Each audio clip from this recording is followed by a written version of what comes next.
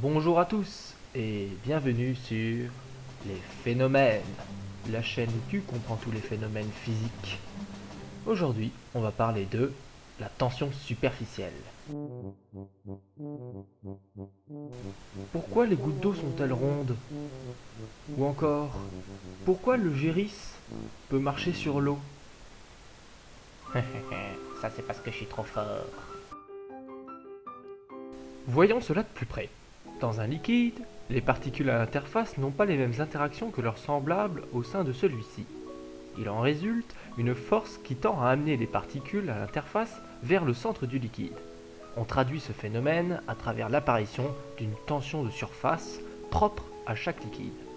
C'est la tension superficielle. D'un point de vue énergétique, la création de liaisons permet au liquide de diminuer son énergie. C'est pourquoi les particules à l'interface sont légèrement plus énergétiques. Or, pour être stable, l'énergie de surface totale doit être la plus basse possible.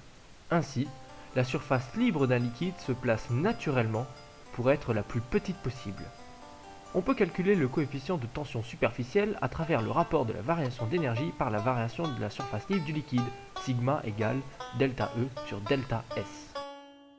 C'est en 1805 que Pierre-Simon de Laplace présente mathématiquement que la différence de pression entre deux milieux est inversement proportionnelle au rayon de courbure du liquide, multiplié par le coefficient de tension superficielle. Ce qui explique donc le phénomène de surpression dans les gouttes. La tension superficielle démontre également le phénomène d'ascension capillaire, déjà mis en avant par James Jurin en 1717 à travers la loi de Jurin.